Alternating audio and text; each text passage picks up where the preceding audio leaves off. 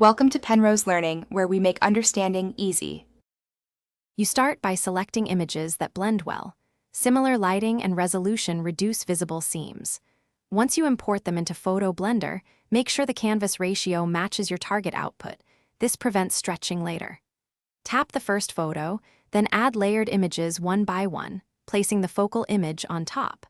While arranging, zoom and position each photo roughly where you want it to overlap, because early placement saves time during fine masking and alignment. Once done positioning, focus on masking and alignment. Start with automatic align if available, otherwise use manual transform to match horizons and subjects. Use a soft brush mask to reveal the underlying image gradually.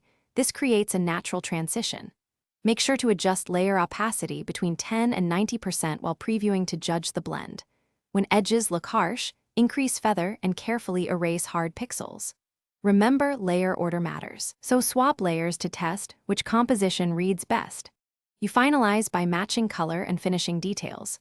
Use exposure and color balance to harmonize tones between layers, because mismatched color breaks the illusion.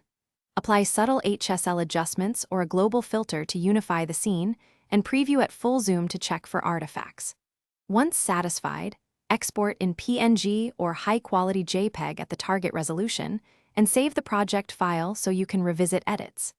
If blending looks unnatural, reduce mask hardness or rebalance midtones to fix it. Thanks for watching. If this was helpful, leave a like and consider subscribing. See you next time.